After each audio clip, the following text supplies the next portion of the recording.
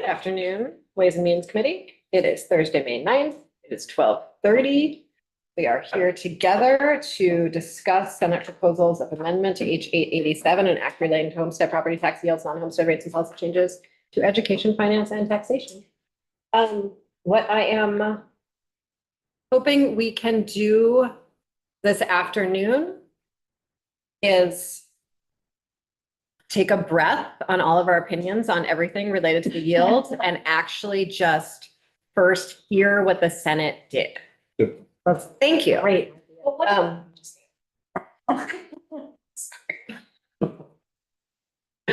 So we're going to start with Kirby. He's going to take us through the tax changes that they made. Then we're going to go to Beth. She's going to take us through the policy commission changes, not the taxes and policy, but you are following the education policy, the tax policy. Then we're going to go to Julia Richter, who will take us through the fiscal impacts of the changes, including an updated outlook that includes some changes that are were outside of both House and Senate control. And then after that, depending on what time it is, we can figure out what we're doing from there.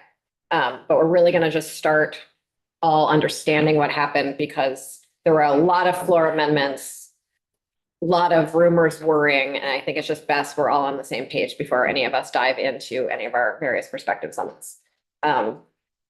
So I am going to be somewhat aggressive in my insistence on clarifying questions and not statements of how things should or shouldn't be until we actually get to a committee discussion on this, in an effort for us to finish the work of understanding before we go further. Okay, thank you, everyone. So with that, Kirby, you are first up. Thank you. And we have a number of documents posted. And I imagine we will work from the side by side. Is that what you were thinking, Kirby? Or did you have a different plan in mind? Okay. Side by side is on the screen. Kirby Keaton, Legislative Council. The chair mentioned, I will walk through the changes the Senate made to H 87 for the tax and revenue parts. So for my parts, it starts in section 2, which was the section that was setting the yields. There's two changes. One is that there was a subdivision to increase the property tax credit for FY25 by 14.97%. And that increase in credit for FY25 was paid for using the non-homestead rate. The Senate undid that change. So there is no increase in PTC credit and there's no increase accordingly with the non-homestead rate. The Senate also adjusted the yields to take into account a $25 million transfer from general funds to reduce rates. The next change in the tax sections relates to the cloud. There was some language for so the way that the cloud change was going to be done is not repealing the prohibition against taxing pre-written software access remotely that's in session law, and also modifying the definition of tangible personal property. That definition was changed slightly by removing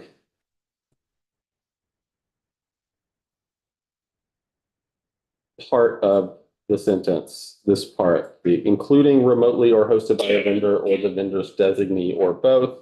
There was discussion in Senate Finance about possibly doing an exemption for what's called platform as a service or infrastructure as a service, or an exemption relating to business transfers for the cloud tax.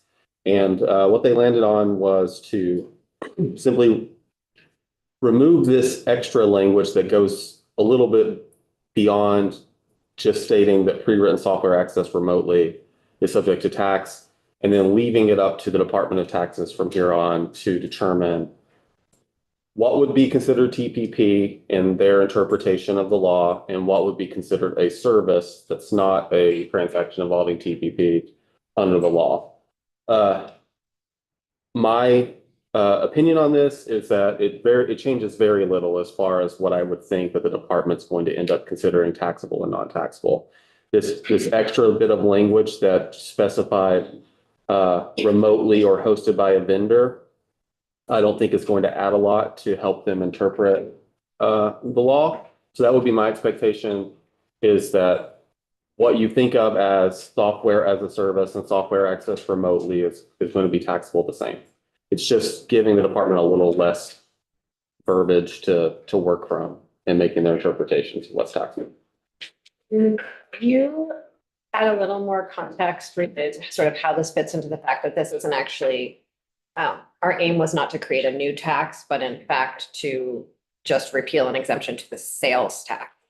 Yes. So I mentioned the session law in Vermont that expressly prevented tax from applying. Before that session law, it was arguable that because Vermont's already taxing pre-written software, that pre-written software that's accessed remotely would also be taxable as TPP under the definition we already had. So even without any of this added language, you could have the expectation that the department would interpret software accessed remotely as taxable. This extra language that was added to the definition of TPP was clarifying and as a way to direct the department that, this is the intent of the legislature to make these things taxable. Because of the way that we were doing it in the first place, we didn't create a whole bunch of new definitions and create a whole bunch of law around how exactly the department was going to do this anyway. It was going to be up to their interpretation to figure that out. And just a little bit more background, Vermont does not tax services generally. Some states do apply sales tax to services. And you see from state to state that does impose sales tax on pre-written software access remotely, that there's just a lot of variation out there. There's a lot of the same definitions are used, but some states have interpreted the same laws or similar laws differently. And sometimes that relates to whether they tax services or not. And so some of these states that decide if something's a service or not, it doesn't matter for their state because they tax services.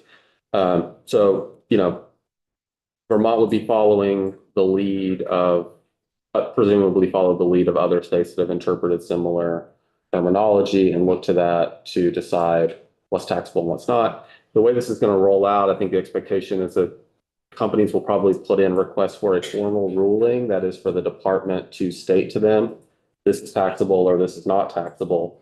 And that's probably how this is going to start to get fleshed out. And then whenever the sales and use tax regulations are updated, it's possible that more of these examples or more of the details will be fleshed out in those regulations. Is that helpful? Okay. The Senate, the next change was in section 5. The Senate increased the proposed short-term rental surcharge rate. The House had set that at 1.5%, and the Senate decided to raise it to 3%. And this is out of a desire to get more revenue to decrease the property tax rates, property tax bills. Can you remind us which sections are the same, just so we all have a refresher on what's actually. Okay. So the repeal of pre-written software access remotely, section 4 is the same. The section 6, which directs all of the short-term rental surcharge revenue to be deposited in the education fund, is the same.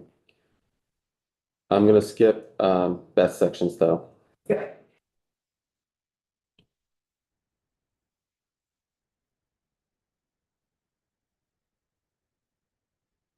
The change sections 13A through 14, which were the changes to the CLA and using the statewide average, are unchanged.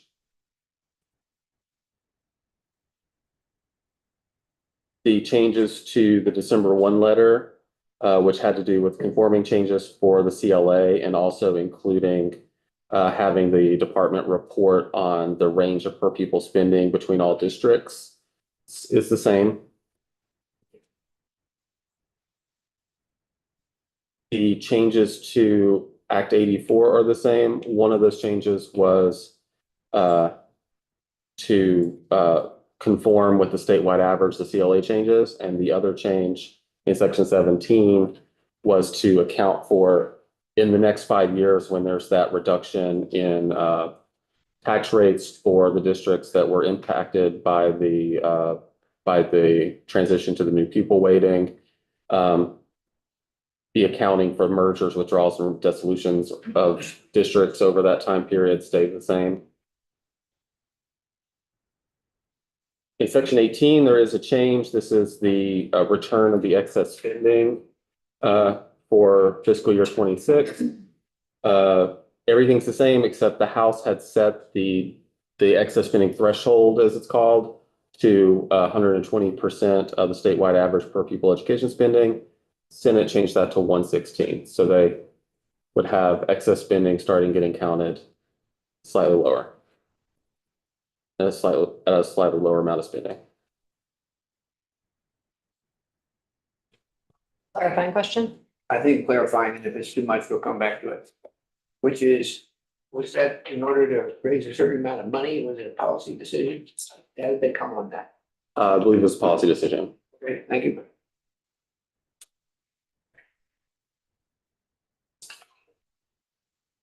Section 19, which repealed the Act 127 suspension of excess spending, stays the same. The carve-outs for excess spending, which the House had removed all of the previous carve-outs and added this additional one related to bond payments, stays the same. The report from the Department of Taxes on improvements for property tax credit claims, including use of an asset declaration that would be due at the end of this year, was untouched by the Senate.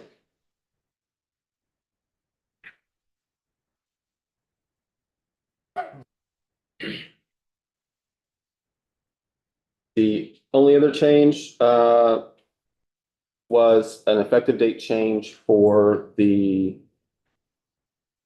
short-term rentals. Here we go. The short-term rental surcharge, that effective date was extended by a month. And that was after the Department of Taxes asked for more time to set up their system. Those are the tax revenue changes. Thank you. Any questions for Kirby before we go to Beth? Yeah. Kirby, going back up to the pre-written software situation. So software as infrastructure, can you give an example of that? Is that like, hosting, web hosting, for example, or just trying to make sure I understand? Good question. It's an industry term. That's not really tax terminology, but that's I think we will. used. But so web hosting might be technically a platform. And I would actually defer to Ted, who's done more research on the differences there. But if you asked about infrastructure, that would be like logging in and using server space somewhere, something like that.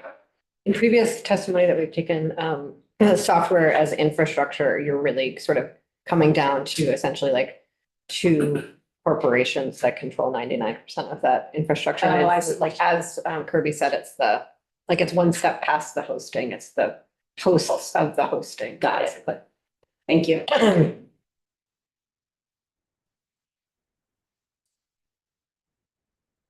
you, Kirby. Welcome, Beth. That makes sense.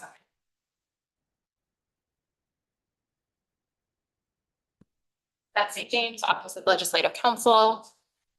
I think what I am going to walk you through is relatively new. Do you want us to use the regular side by side or the? Well, so what I would suggest is that we look at the side by side that Kirby just walked you through, I'll orient you to the policy positions that we didn't already walk through, and then I have some more specific handouts that would be helpful. That sounds great. Thank you. Great.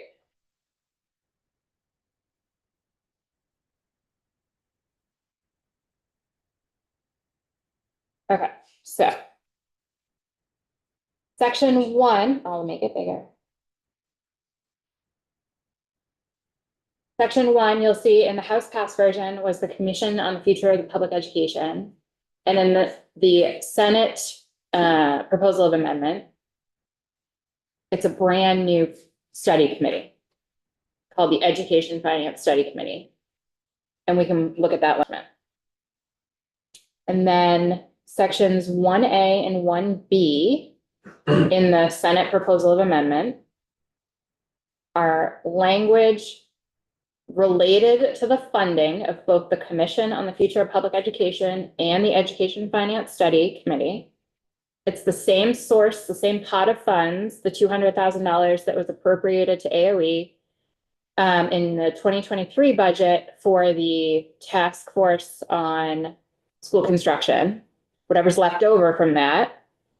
The Senate version allows both the Commission on the Future of Public Education and the Education Finance Study Committee to use that money. That money lives with AOE.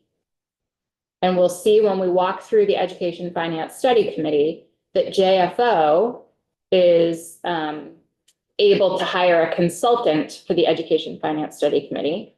So section 1B would require AOE to transfer funds to JFO as necessary for JFO to hire the consultant for the Education Finance Study Committee, rather than a reversion. And I worked with JFO on this language. Section 1C in the Senate proposal of amendment is the Commission on the Future of Public Education with some changes, and I have a side by side that we can look at. This was in the House passed version, section 1. Let's see.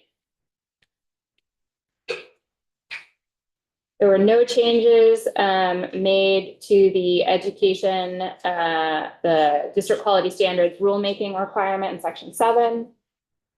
The education finance data analyst position created in section 8 is actually lives in the budget now, the creation of that and the appropriation for that.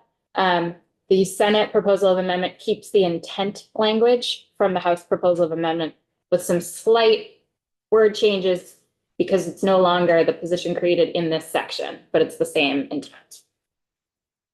The ballot language remains the same. And it's the same effective date for the repeal of the suspension of the ballot language.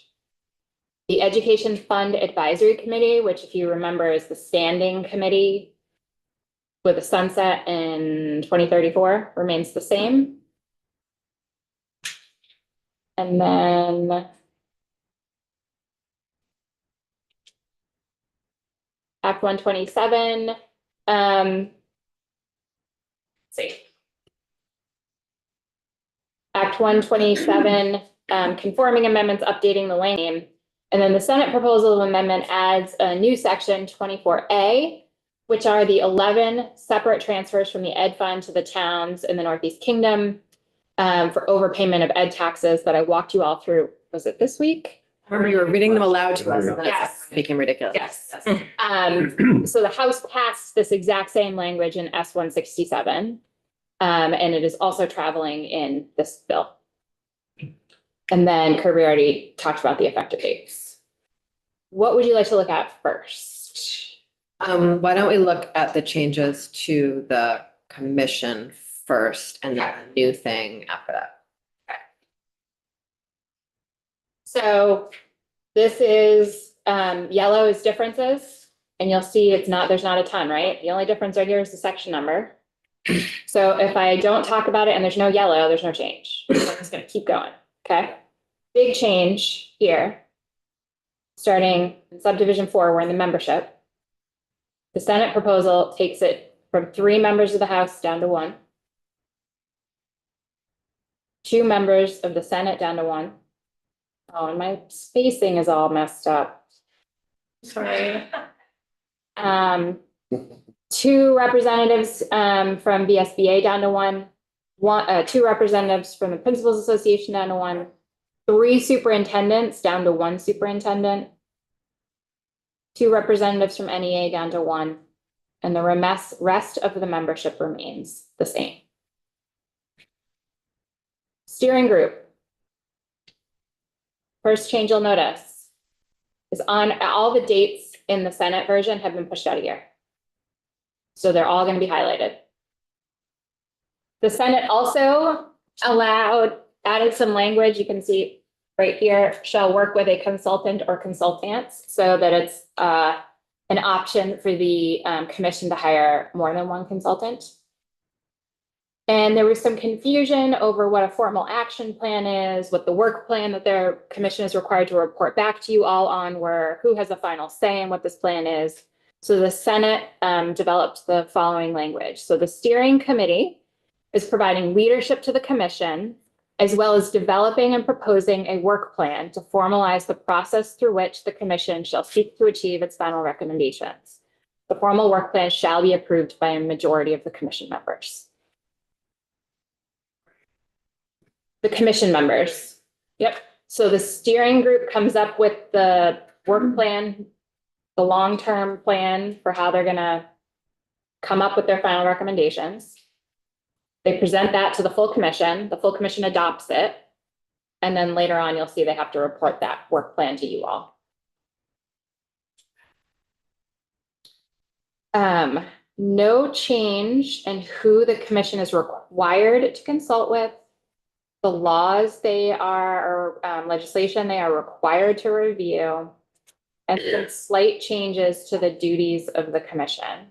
So first, in the public engagement, the House passed version had the commission conducting not fewer than 10 public meetings, and half of those held in different geographic regions of the state. The Senate proposal of amendment requires 14 public meetings, because one of those meetings has to be held in each county. And then again, date pushed out 1 year. No other changes to the public engagement section. So now we're getting into the topics. So first topic is governance.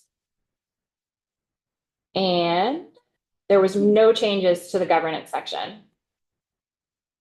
Physical size and footprint of the system, just added the term to education to modify what system we're talking about. There was confusion on that. New charge under this topic, an analysis of whether and if so how collaboration with Vermont's post-secondary schools may support the development and retention of a qualified educator workforce.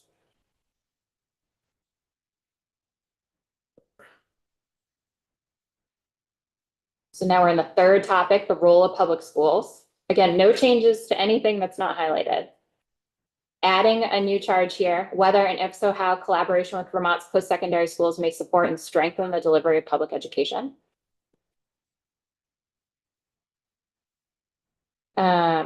No changes to the education funds language, no changes to the catch-all, no changes to what's required in the deliverables except for pushing the dates out 1 year. Can I back up? So the work plan, I forgot, you had clarifying language way earlier. Was that also called a work plan? It's the same thing. So they're reporting their work plan to you all. Okay. Thank you. No changes. We did add, there was no deliverable date on the proposed legislation, so we did add that here. Recall. Uh, Sorry, no, I'm not supposed to have, we're not having any opinions I on just any want of to say, it. I tried so hard to line this up last night at 10 o'clock, and it really shows.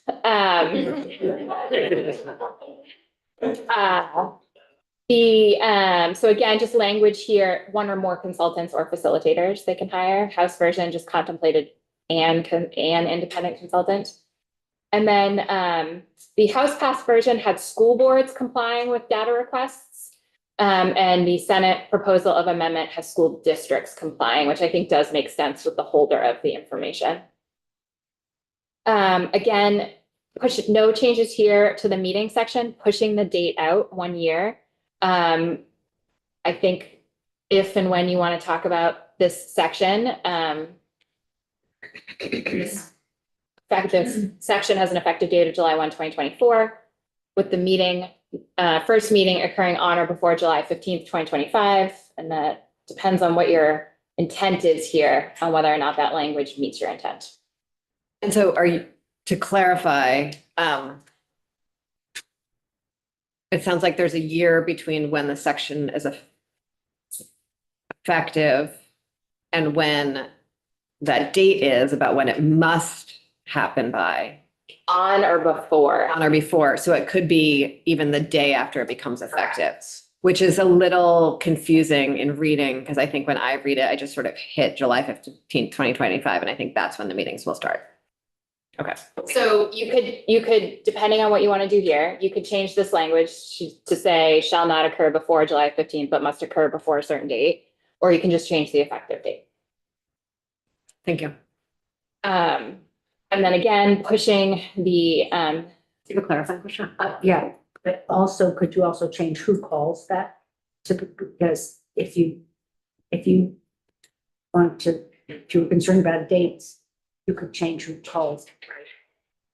unless that person hasn't been born yet or taken office, my guess is they would still be in existence and able to call the meeting for, right? So it's a policy decision on who calls the first meeting. So yes, that is up for debate, but I don't think that would affect the fact that with an effective date of July 1, 2024, whoever is charged with calling this meeting to occur on or before July 15th, 2025, could legally call the first meeting to occur on July 2nd, 2024. And then the commission would cease to exist on December 31st, 2026 instead of 2025, and no changes to the per diem piece. Thank you. Do you like to look at the newly created Education Finance Study Committee? Please. So we are just gonna, this is the unofficial Senate proposal of amendment. And I have not highlighted this entire section, but section 1 is all new. This is the Education Finance Study Committee. I'll just, actually, so I think that there's better language further on. So there's created the Education Finance Study Committee. The membership, this is a legislative study committee with the Secretary of Education, the Commissioner of Taxes, 3 members of the House, 3 members of the Senate. Those members have to be 1 member from the education committees, 1 member from the money committees, and then 1 member from either the education committee or the money committee. Yes, there is some punctuation issues here. I think reading this charge is the most helpful to understanding the goal of this committee. So the study committee shall study the potential cost containment, efficacy, and potential equity of changes to the education funding system to drive change, cost containment, operational efficiencies, and innovation to the public education system. The study committee's recommendations shall be intended to result in an affordable educational funding system designed to ensure substantially equal access to educational opportunities for all Vermont students in accordance with Brigham and lead to measurable high student performance outcomes. The study committee's work under the subsection shall include an investigation into the factors that contribute to the current costs associated with the Vermont's education system, with the study committee's final recommendations representing efforts to contain and reduce costs without sacrificing student outcomes. And then there are 10 items that the study committee has to make recommendations on at a minimum. And those 10 items are class and facility size requirements, including recommendations regarding staff to student ratios that are in alignment with national best practices and lead to schools staffed by a qualified workforce. Yeah, a quick question here. As you go through these are the same. Some of them are, some of them are not, but I can point that out. So there was reference to class size and facility requirements in the commission. It's not this specific, but there was definitely the same language regarding staffing schools with a qualified workforce. This language is new, whether and if so, what alternative funding models would create a more affordable, sustainable, and equitable education finance system in Vermont, including the consideration of a statutory formal base amount of per pupil education spending, and whether school districts should be allowed to spend above the base amount. This language in 3 is different, but the concept is contained in the commission, and it's basically about consolidation. So whether encouraging or mandating further school district and facility consolidation should be encouraged or mandated, taking into account the unique geographical and socioeconomic needs of different communities, the role the current town tuition program plays in the provision of education and its impacts on education spending and equity. Again, that language regarding the tuition program was in the commission, and a transition plan to achieve any recommendations pursuant to the subsection. The commission also charged themselves, or the language for the commission charged the commission with coming up with a transition plan for any merger related recommendations. 4 is, I will say, more specific in the finance study committee. I think that the consolidation for the entire education system was on the table in the commission, and here it's specifically spelled out recommendations for consolidating supervisory unions and the provision of administrative services, including the provision of professional development, long-range planning, and business services, and a transition plan to achieve any such recommendations. I'm sorry, I have totally lost track of the BOCES bill. Do you happen to know where it is? Yes, that I believe the House is concurring today with the Senate changes, which were just adding the community schools piece. They did not change the BOCES, the concept of BOCES at all. And the community schools piece from the other. Correct. Lovely, thank you. So am I allowed to ask this now? Did you hear that there was a purposeful change to the consolidating supervisory unions from the more general? Did you hear? Was there actually discussion or was this a Well, let's mistake? look at it. So, let's see, any physical governance, physical size and footprint. Okay. So yeah, the commission just had it kind of lumped consolidation in together, schools, school districts, and supervisory unions. And then the study committee kind of teases both of those levels out. So school district consolidation and supervisory union consolidation. I would say from a legal standpoint, you're asking them both to look at the same concept, but the language is different.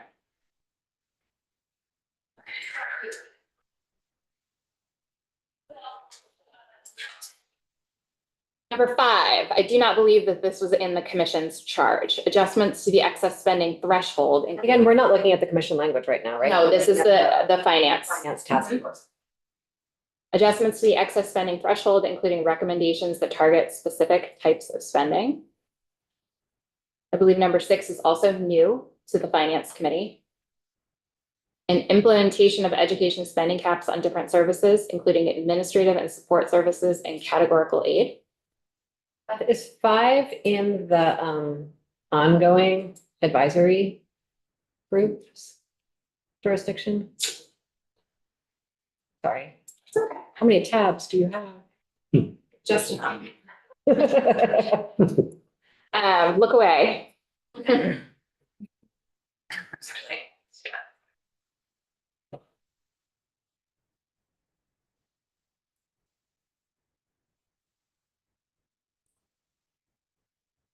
Income levels, property tax credits. Reserve fund. So excess spending threshold was not specifically called out.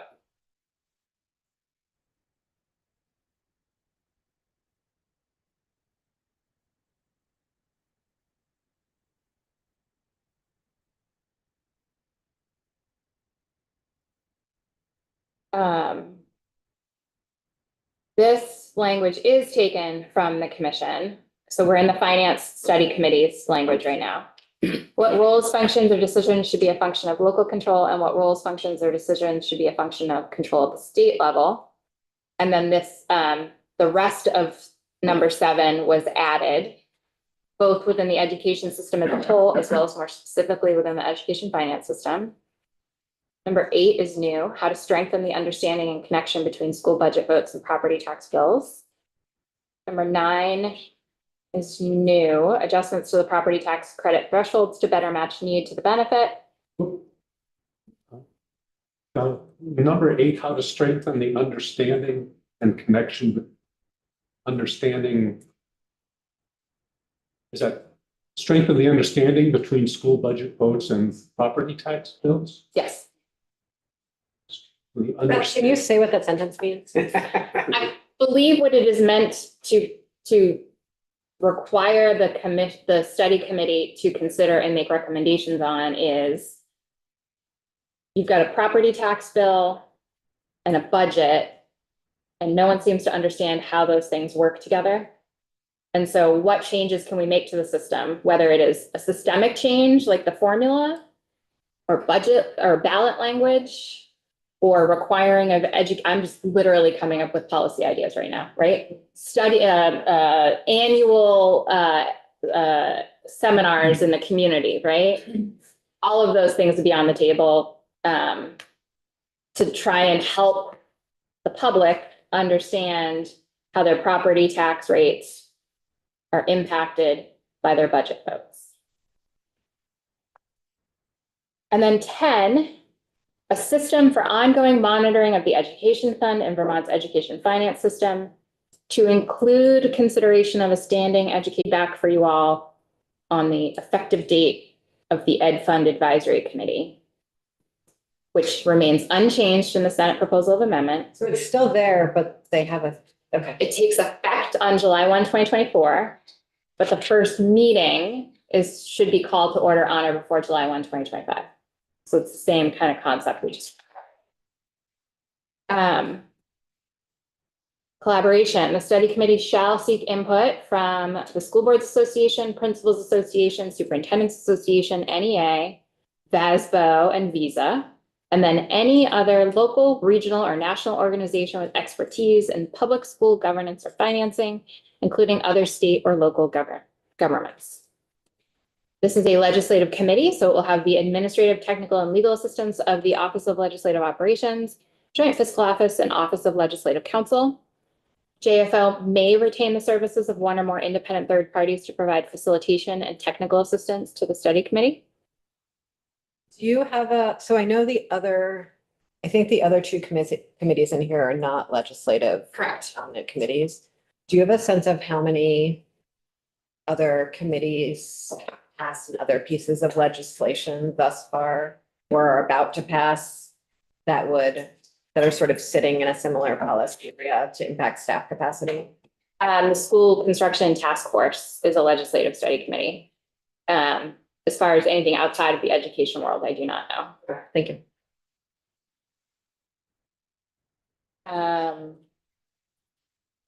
Because this is a legislative committee and you all are, it would be staffed by Leg Council. Instead of a report, the final deliverable would be proposed legislation. The first meeting would be called on to occur on or before July 15th, 2024. They would elect a chair from among their members, just one chair. Majority constitutes a quorum and they would cease to exist December 31st of this year. Same per diem language that we usually see for legislative study committee. And then this is the appropriation language. I don't know that you need to walk through this, but I'm certainly happy to do that.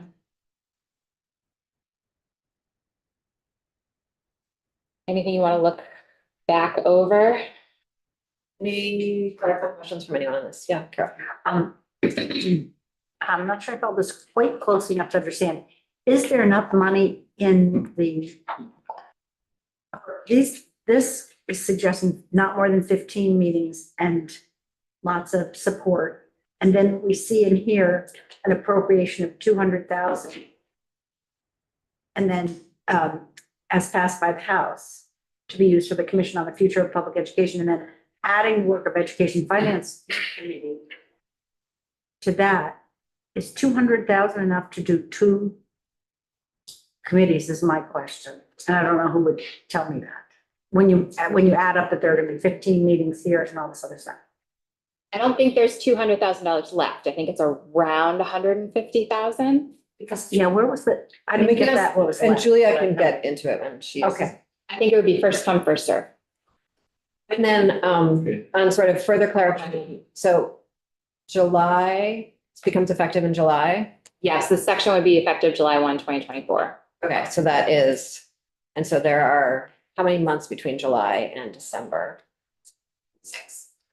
And so, and they're meeting how many times?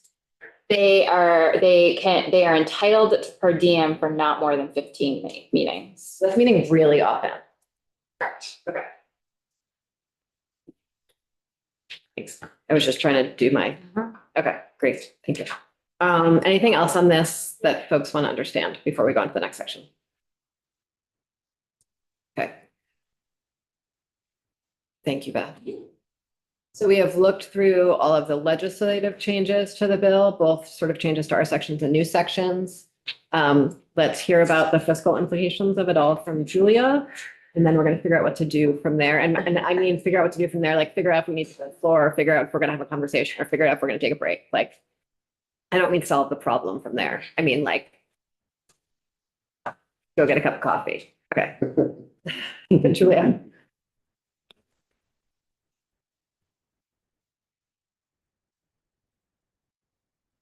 Hi, it's been a while. Nice to see you. I'm Julia Richter with JFO. Madam Chair, there are a number of documents on the committee page That's true. to help the committee understand the different fiscal implications. Did you have a preference as to where I start? I'd like us to go outlook and then fiscal note and then anything else that would help illuminate the fiscal note in the form of other charts and tables. Okay, sure. Let's share my screen. So this is posted on the committee page under my name. There are a number of columns here to sort of walk through, reorient yourselves in terms of where we've been and then the progress and where we're at now with respect to data constructs and everything else. So column B, this is showing the this is showing the projection from December 1 outlook, where there was the uniform average bill increase estimated at 18.5%. Yeah, Sarsha, can you make copies of this for everyone? Sure. Thanks. Would you like me to wait? Yes.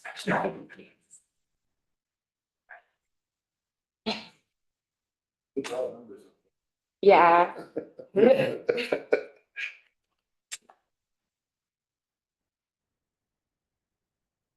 I turned it. I'm just gonna mute the room while I get copies ready. Thank you.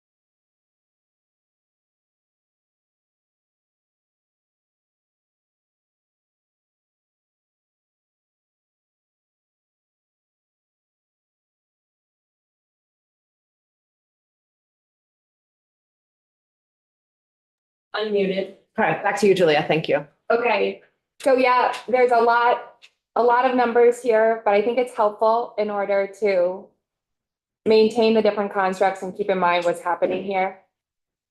So recentering, we've got a number of columns that are showing sort of the history of the yield bill, as you know that there's those data updates that happen in multiple times in the session. So we had the December 1 outlook corresponding with the commissioner's letter. We see the 18.5% estimated bill increase. Column C here, this is reflecting the yield bill as passed out of the House, so following this construct.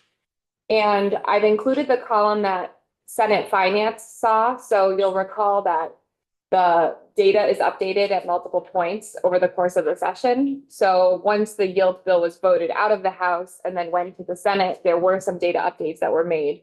So what we're seeing here in column C is the construct that Senate Finance saw that had been voted out of the House. So you'll recall that there was the average bill increase of around 14%, 15%. For homestead and income, you had the one-time property tax credit increase that corresponded with that bill change. And then the non-homestead rate was increased to cover that average bill change. I also want to point out that there were data updates from when the House passed out the yield bill to the Senate, which reflected a decrease in education spending. So there was 8 million on the bottom line that Senate Finance saw. So we had the 8 million to further work with because education spending had come down. Does everyone follow that? So so column C, that's the House construct after the data updates.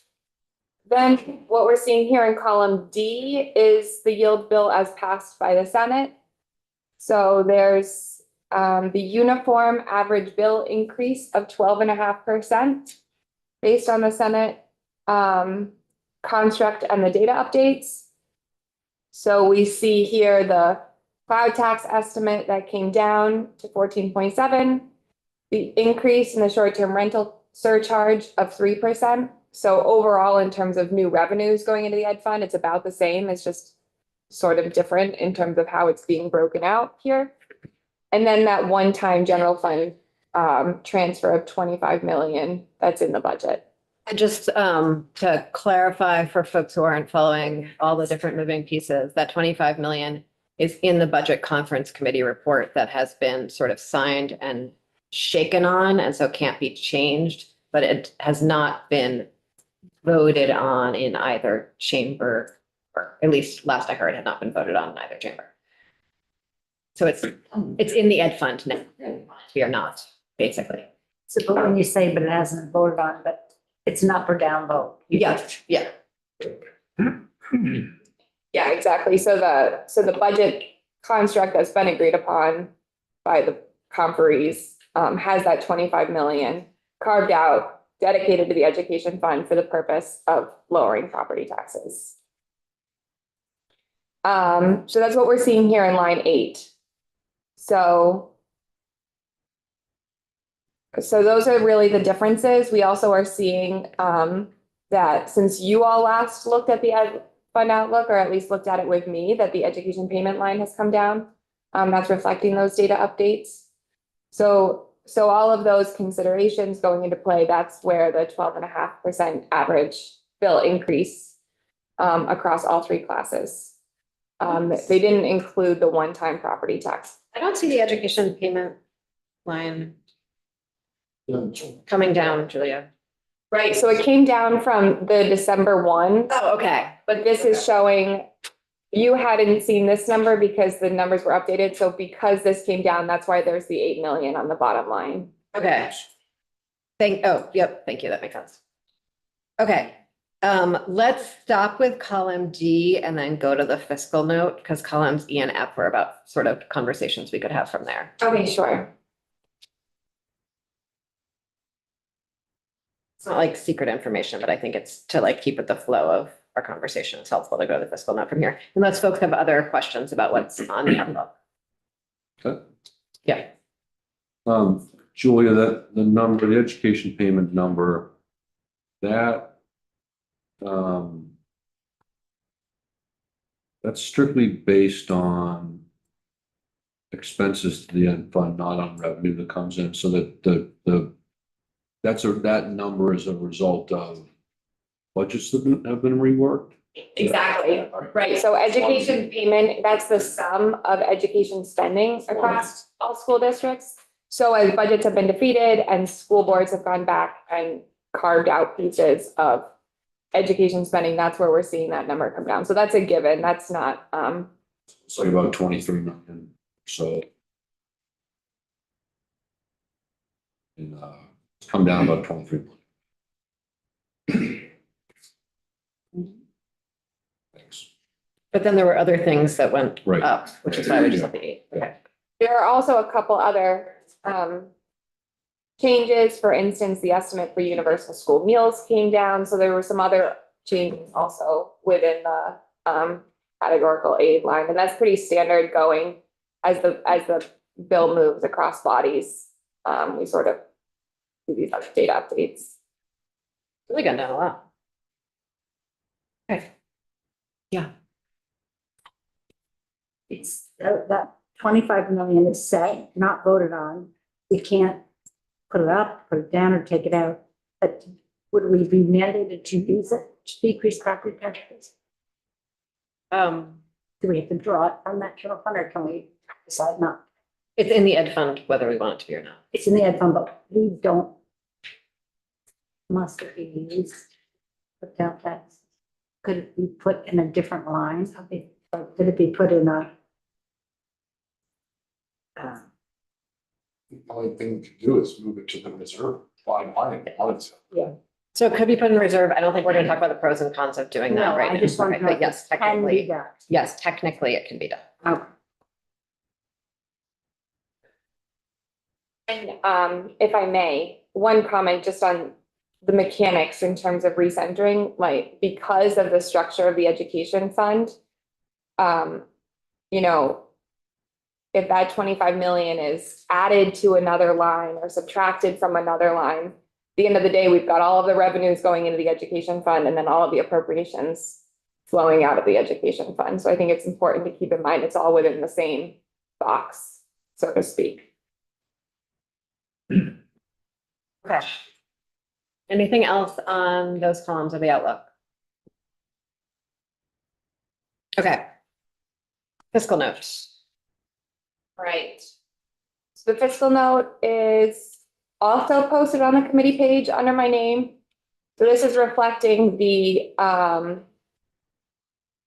bill as passed by the Senate. Do you want me to just stay high level in terms of the fiscal impact? What would be helpful?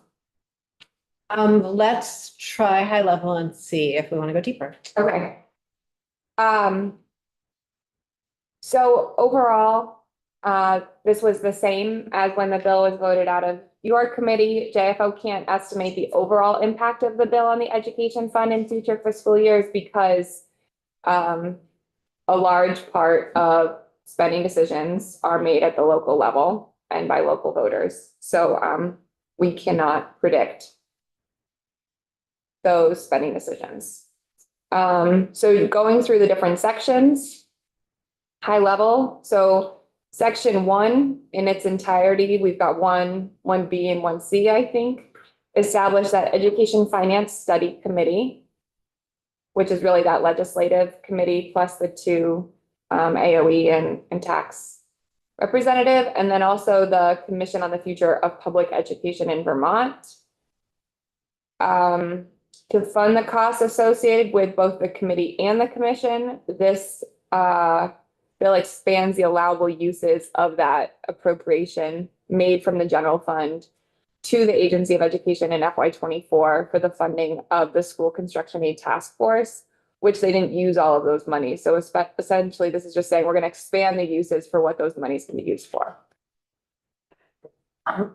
Is there money allocated to for the Education Fund Advisory Committee that's up in that paragraph? Just, No, so the Education Fund Advisory Committee, which is established in section 11. While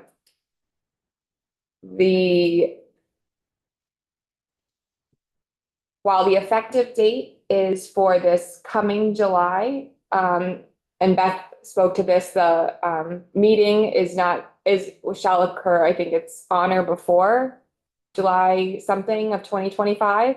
So no money has been appropriated for that advisory committee, thinking that probably they're not going to have their first meeting until FY 26. thank you. Section 2. Yep, so section 2, this is establishing the yields. Sorry, I'm gonna go back. Question about section 1. In your estimation, and I know you don't usually do this kind of sort of position appropriations, but is $200,000 enough money to cover those committees' work as described in the bill? I don't know. It will depend on if and what technical expertise is consulted with. With respect to the per diems and the reimbursement, I would imagine so. It's not the full 200,000 that's left of that appropriation. But at least for the commission, the bulk of the members serving on that commission would be doing so. And this is where I would turn to ledge counsel, however you say, like in their, as they would in their job. So they wouldn't necessarily be entitled to per diems. So I think it's really more of a question for consultants in future years, but I think yes. Thank you. Moving on. So section 2, this is what we just looked at in that column, that final column we looked at in the Ed Fund Outlook. It's setting the yields and the non-homestead rate. This is estimated to have an average bill increase across all 3 classes of 12.5%. You'll recall this is different than the construct as passed by the House there, because there's no one-time property tax credit increase. Just keep moving forward. Sections 3 and 4, this is cloud, estimated to. I'm gonna, sorry, Sure. really being that person who always wants to go back a section. Section 2, the way you describe it sort of in that sentence, the 12.5 sort of uniform rate, including the income education tax bills. I know for homestead and non-homestead, that 12 points, the average bill is sort of how the lived experience, as they say, of that. For the income education tax bill, is it a lived experience of an average 12.5%? No, so this 12.5, thank you for that. This 12.5% is reflecting the way that the income yield is calculated, but because that property tax credit is on a lag, the property tax credit that is associated with a 12.5% increase won't be showing up until that FY 26 property tax bill. So what would someone's lived experience, I can't believe I'm using that phrase, lived experience of that income-based education tax bill be like this year? It would depend on where the household was located and the household income and the value of the property. Is it likely to be higher than 12.5 on average? Likely because because last year the average bill increase was 4.3%. And so now we're moving to an average bill increase of 12.5%. So that credit is on a lag. The credit that income sensitized folks are seeing is going to be reflecting that 4.3% increase from the prior fiscal year. Thank you. Section 3, sorry, to go backwards. So section 3 and 4, this is cloud with an estimated additional revenue of 14.7 million going into the education fund in FY 25. Section 5, this is the 3% surcharge on short-term rentals and dedicating all of that revenue to the ed fund. So that's estimated to generate 11.8 million in FY 25. I'll just keep going forward unless there's questions. 9 and 10, this is the ballot language. So suspension of the repeal of the suspension and amending of the language. JFO can't estimate the impact of this language, nor the corresponding fiscal impact. Section 11 creates this Education Fund Advisory Committee to monitor Vermont's ed finance system, et cetera. This is going back to the original question. There are no monies appropriated for this advisory committee because its meeting is on or before a time in FY 26.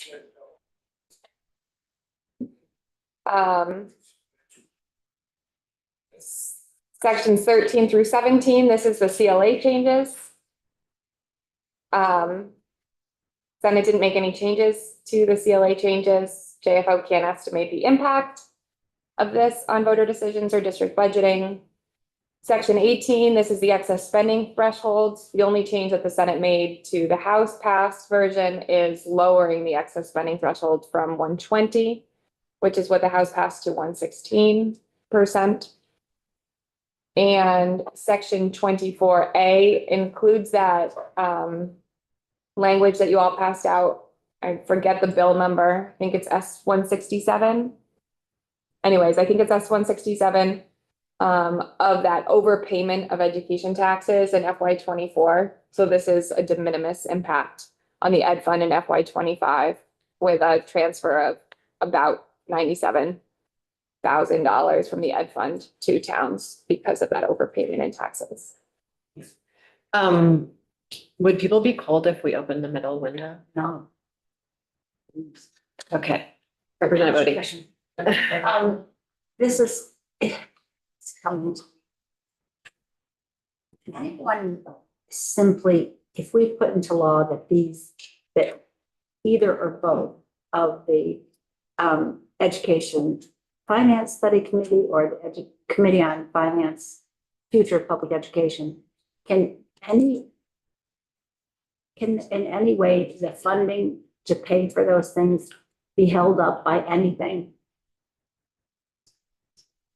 Could any body or any entity or anything stand in the way of starting, once these things start to meet, the bills not being paid for, like people not being paid for the per diem, people not getting the consulting money that they're asking for? Is there any way that could happen? I will welcome Ledge Council. I will say that this is expanding an appropriation that's already been, expanding the allowable uses of an appropriation that's already been made. Did anybody hold up an appropriation? Sure. That's St. James Office of Legislative Counsel has two answers for you. First answer is we all have free will. So something can be wrong. The second answer is the Senate proposal of amendment requires, so the Commission on the Future of Public Education, it would be AOE hiring a consultant, and they're the holder of that money. And the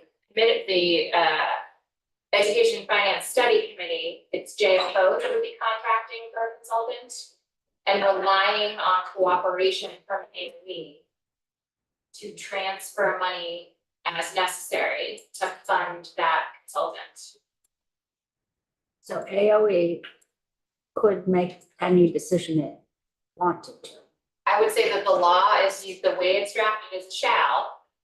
So they could make any decision they wanted to, in the same way that we could all break the law if we wanted to. But there would be a shall there. So from a legal standpoint, that's as strong as we can get to require them to transfer that money. Other than a reversion, taking the money back and putting it like in making an appropriation to JFO, setting aside money for the use of JFO to hire the consultant from another pot of are we spending money right now with JFO on anything having to do with finance? Or these topics at all? Sure. What is finance? So JFO, commissioned a study from Ficus that's going to be delivered next month. And that's something that JFO spent money on. How much is that? I don't know. I think let's, you are deep in the weeds and I appreciate that. And I want to make sure we get through the fiscal note. So let's come back to that. Figure out how much money there might be available for anything. Yeah, I appreciate that. Appropriate, maybe it's just gonna go to appropriations, they're gonna weigh in on this, that's kind of their. Probably not. Okay. No. I mean, like someone could go ask them to weigh in on it, but like it's not, no one has custody. It's on the calendar. Some things have been appropriated in the past and haven't been funded. I'm trying to make sure. Yeah, no, I hear that. And yeah, it's a good thing to be thinking about. I'm just saying, I don't think we're going to solve it in this exact moment. Mhm. Can you put a highlighter along the window jam instead of your water bottle that might pop out and fall on someone's head? Thank you. If you just, good job. Great. Okay, thank you. We're solving. Together.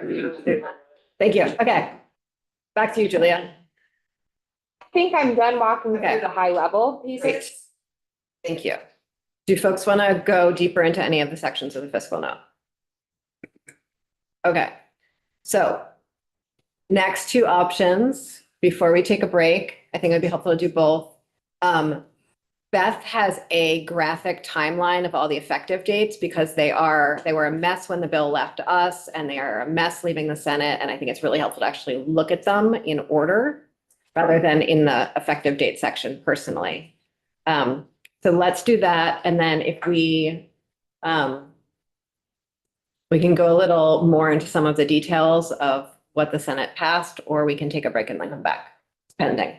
The floor is at 2:30, and this is on the calendar. And so I'll need to postpone action because I imagine we're not going to make a decision in the next 30 minutes. See. Okay. Beth? Yep. Thank you.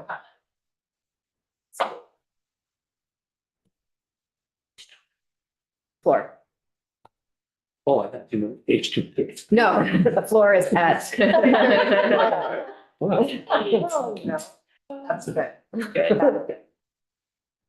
That's like when I asked Julia if she wanted to meet me at 9 and she asked me, I meant PM or AM.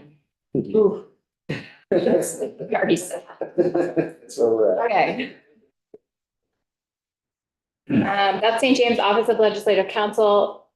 These are all of the effective dates in H887.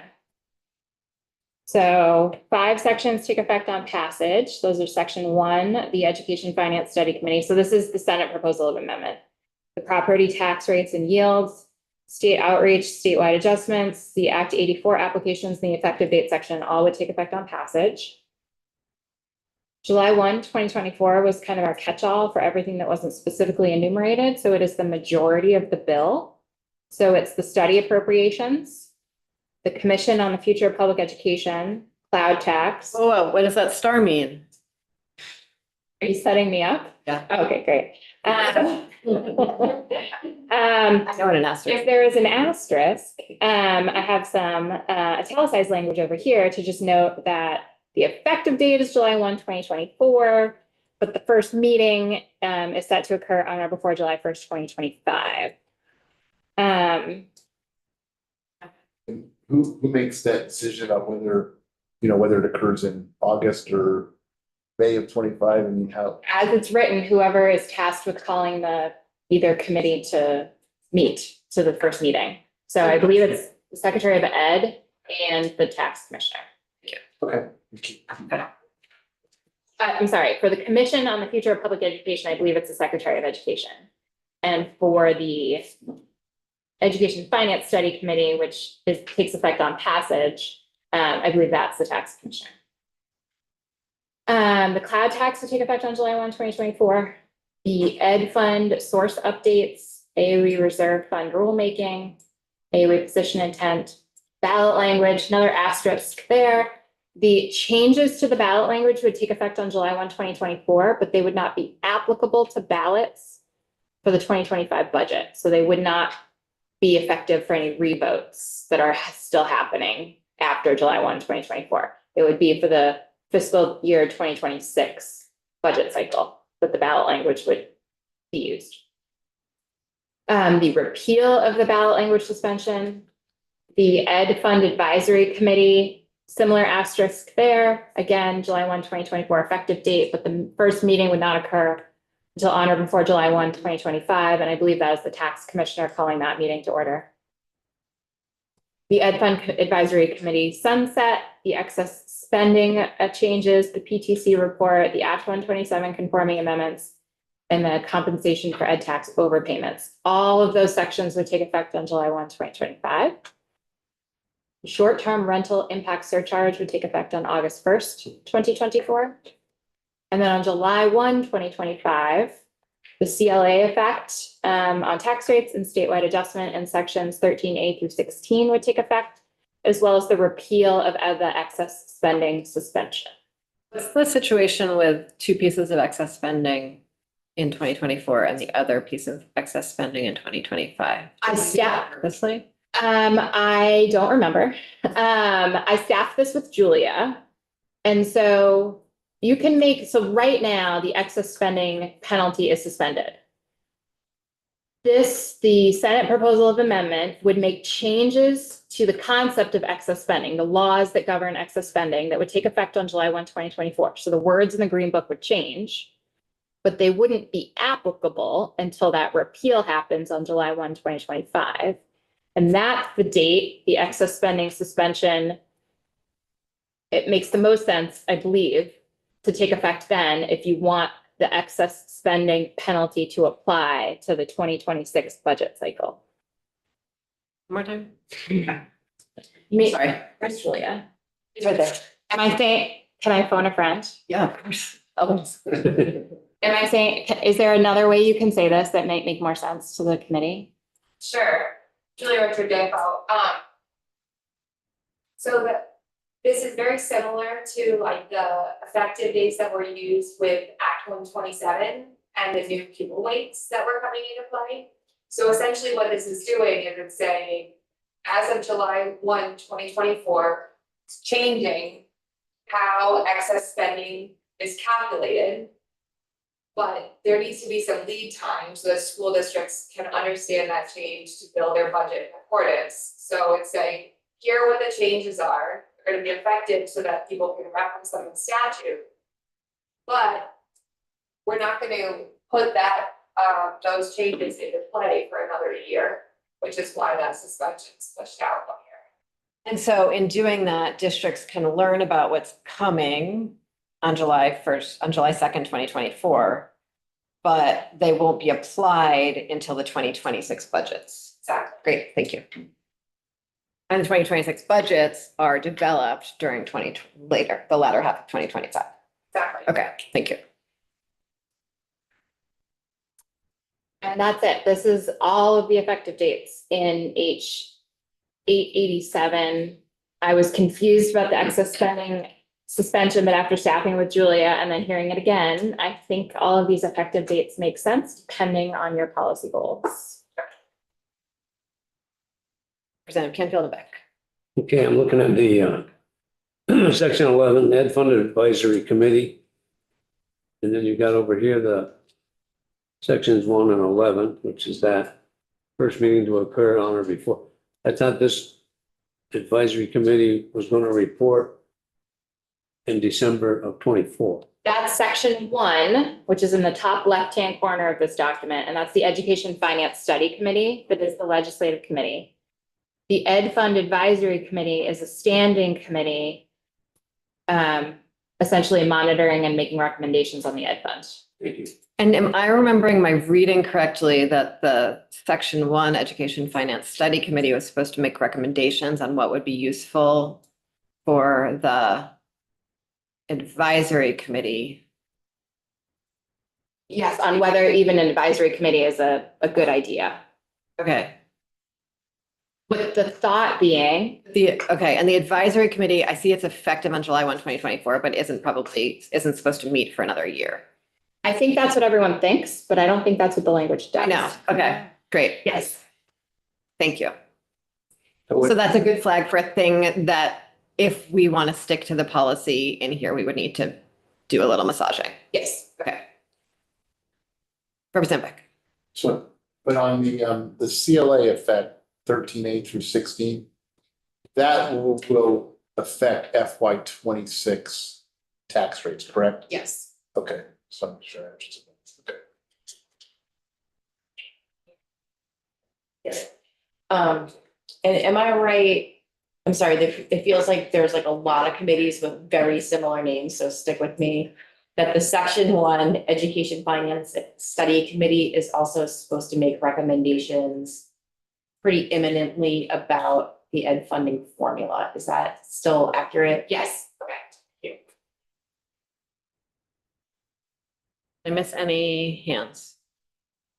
Okay, I'm hoping that when we get to the section where we have to talk about the money, that we know, I need to understand, does JFO have a budget that we draw on to use for those committees to draw on to do more consulting than what we see on the sheet?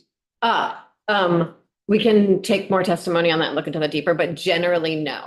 They, and frankly, staff capacity at JFO and at Ledge Council is at like a pretty max place right now without any of this happening.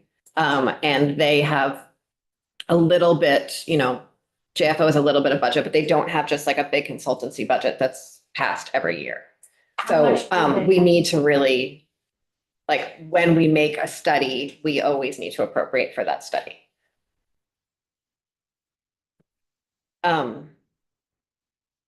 Effective dates, anyone?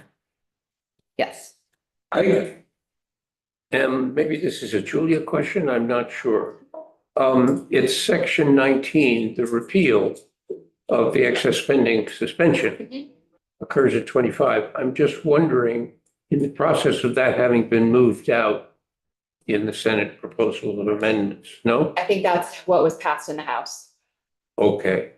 I just was worried that the base on which it floats, so to say, before the repeal would be different if you changed the trigger date. I don't believe any, here, let me stop sharing the No? screen Okay. for a minute. I don't believe that the Senate changed any effective dates other than if they were adding a section. I Yeah, don't think they changed anything they kept. okay. I mean, they changed the commission's effective date out a year, right? They did not change the effective date of the commission. They just changed all of the dates within the commission. Okay, thank you. That's- That's it. Yes, that would be the differentiation. Okay, thank you. Nuance. Yes. The Representative. education, So I'll put it back up. that committee has a report due like December 15th or something. Which committee? The first one you had up there. on the- Finance. The Education Study Finance Committee has legislation due December, no report, Proposals due December of 2024. 24. So that, meanwhile, school districts have already built their budgets. In the process, I think at that point. They're pretty close to being done. Mhm. So the changes that might be suggested by the Education Study Committee probably would not affect fiscal year 26. Well, they would affect no one because you all would have to take the bill up and decide what to do with it. So it would be up to you all when you gavel in January to decide what to do with it. General practice, accepting the train wreck that was this year, excuse me, we do not change ed fund policy or tax policy for the year that we are living in unless we can absolutely help it. So yes, if legislation. So it would be 20. Would be for the following fiscal year or maybe even the year. Yes, it would be 7. What was it? It might be, so next year's budgets that would be sort of in the like already decided when we were meeting would be FY 26 budgets. So if we did pass any legislation, yes, next year, because of the study committee, which might or might not stay in the bill, then that would be for FY 27 at the earliest.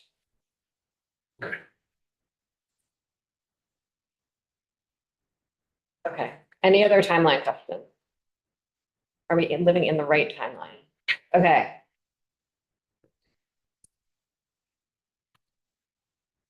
I think what we're gonna do is Julia is gonna, I don't know if folks remember, but the Senate changed the excess spending threshold. That was one of the tweaks they made. So Julia is gonna show us how their excess spending threshold compares to our excess spending threshold. And then we're gonna take a, and then if Sorsha can find Maria Royal in time, great. Thanks, fast moving team.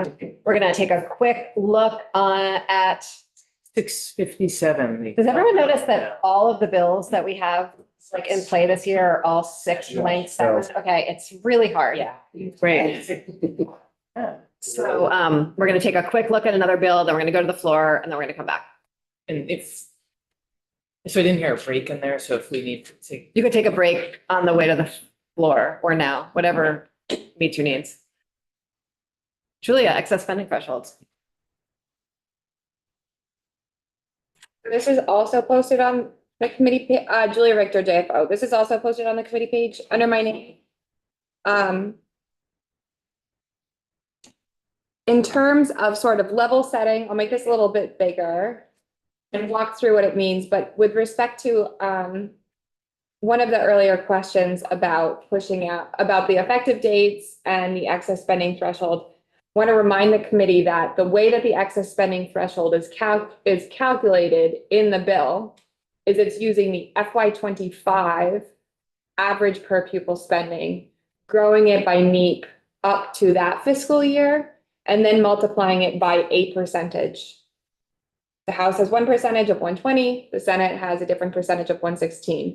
So that base year upon which the average per pupil spending was calculated is not changing. It's the same. Yes. Well, I mean, it is changing in H887, but between the House and the Senate position, there's no change. It's using FY 25 as the base year. And these dots that you have here, which are FY 25 forecasted dots, the excess spending threshold we're looking at would be applied in FY 26. So the actual dots that would be dotting themselves through the line once the whole thing is effective would be different dots, right? Yes, thank you, Madam Chair. That is a very important point that I've really been, it's worth keeping in mind that we're sort of looking at 2 different years overlaid on the same graph. So yes, it's challenging and it's the best we can do. So the blue dots are showing the FY 25 district per pupil spending forecast. So each one of these dots is a district. The green lines are representing the 2 different constructs, the House construct 120%, the Senate construct of 116%. However, this is what the excess spending threshold would look like in FY 26, so next year. So we're seeing where districts are this year and then where the excess spending threshold is estimated to be next year. So how many additional districts does the threshold touch if you go from 120 to 116? Queuing me up here. Oh, oops, the wrong one. Oh, okay. I was trying to be dramatic. Oh, okay. Thank you so much. You blew it, Scott. So, put together a table to. Oh my God, I'm so sorry. The window was open. And then door. You did that harder than anybody. Drop my ways in me. So this is showing the different percentages used for calculating the excess spending threshold. So you see the 120%, that's what the House passed version was, the estimated excess spending threshold in FY 26. And then all of these columns here are showing FY 25 forecasted per pupil spending, right? So this is sort of an apples to oranges comparison. But you can see that the change between districts from 120 to 116 pulls in about 6 more districts. about 5 more, which is 5% of districts. And then you can also see the change in long-term ADM, so actual kids. And then the long-term weighted ADM, so including the FY27 people weights. And I can't help but name that while it is unlikely, because both people and systems tend to keep on doing the same thing they've been doing, it is possible that no districts would be over the excess spending threshold in FY26, or half the districts would be over the excess spending threshold in 2026. And it might be, or just 3%, but it might be a totally different set of districts than would be over it now. Like, this is not, none of this is ironed in even wood, let alone stone. Yes. Chiseled. Thank you so much. So Julia, I just want to make sure I have my understanding of this is sound. If we kept the excess spending threshold at 120% for the sake of this example, and that means that 7 districts would be sitting at the excess spending threshold at the time that they would begin to develop their budgets. Is that accurate? I think that's what the other chart Yeah, so suggests. maybe I can just rephrase it a little bit, so this dark green line is showing the 120%. So you're seeing these school districts that are either sitting at or above the 120% for FY25. Right. So then going into 26, they would have to keep their budget completely flat or they're at the spending threshold or above it, right? So they're gonna hit the spending threshold unless they reduce their budget. Correct. Okay, I'm not. Unless there's significant changes in budgets between now and next. I mean, there's still some assumptions that are baked into the forecasted excess spending threshold. It's based on an average of FY25. We don't have the finalized FY25 numbers yet. A number of budgets haven't been voted. It includes a NEEP inflation index, which is also an estimate that's going to be updated in November. So there are changes that are going to be happening between then and now, but the intuition is correct. Yes. And I just need to add the caveat that the way that the excess spending threshold is drafted, you're not putting into statute, anything above 16,641 is subject to the excess spending threshold. There's a calculation, and given the best available data, these are the results of that calculation. Julia, I'm just trying to, maybe you can help me understand this a little bit better. I'm just looking at, I've gone down to the number that the Senate's using, which is the 116. I'm seeing 11% of districts, and these are statewide numbers, right? But then 6% of ADM. What's that telling me? Is that telling us that these are districts with smaller pupil counts? I actually have another, Figure that piece out. yeah, I mean, it's saying that there are some smaller districts that are being included in there. I will say that I have looked at the distribution of district spending. So to see, like, is it all of the largest budgets that are at one end and the smallest budgets at another end? That's not the case. Thanks. Just comment, the chart with the dots and the lines. We looked at that, there's something very similar a week ago. Right. Right down.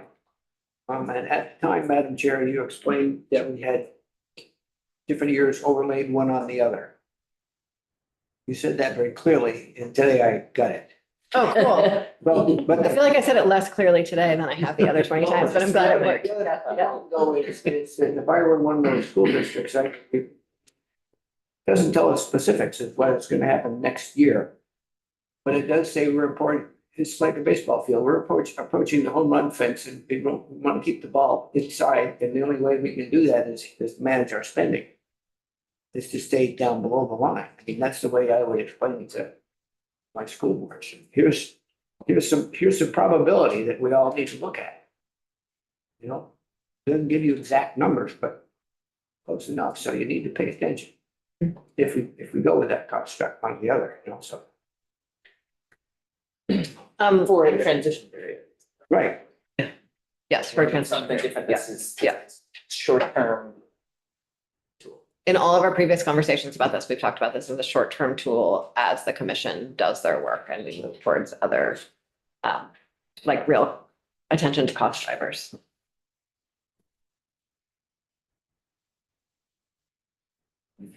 It's like, Jesus, what did I do now? Sure, it was something. How did you know already? Can we go back to the table with the percentages?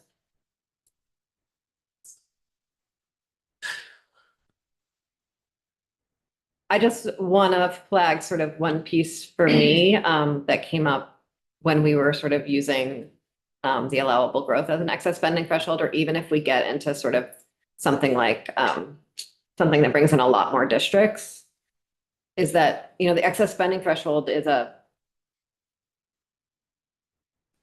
it's a tax penalty essentially, right? That's supposed to act as an incentive.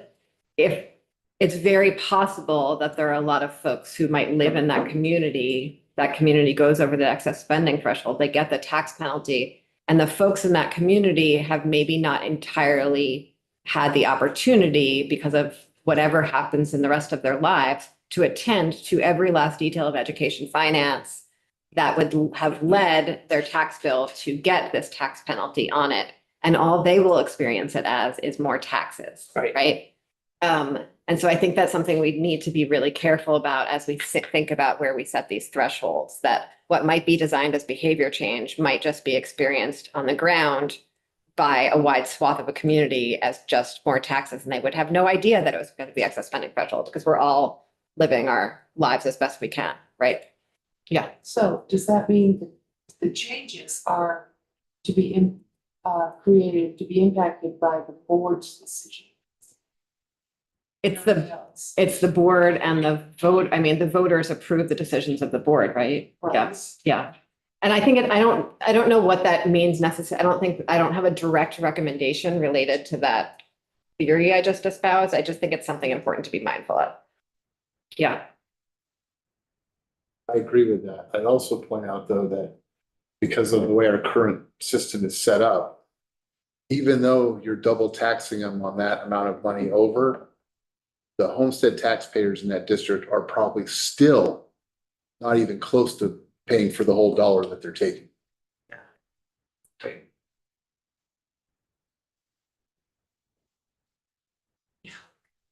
We're gonna, yeah. I'm sorry. Oh, Representative Brennan. I just wanted to dig into that, but maybe we don't have to. I mean, I think that income sensitivity issue is one of our big problems. It's certainly one big factor in everything that impacts our education finance estimate. I think something that a commission will dive into. Let us take a 5-minute break. After the 5-minute break, we're actually going to come back and look at a different bill for 15 minutes. Just to make sure that our lives feel fresh and interesting. And then I think we're going to take a break out of the room, coffee, go to the floor even. That's what I'll be doing. Invite you to join me on the floor. And then we'll come back here at some point soon after that to continue discussion on what to do about the yield bill. Cool. So really, but like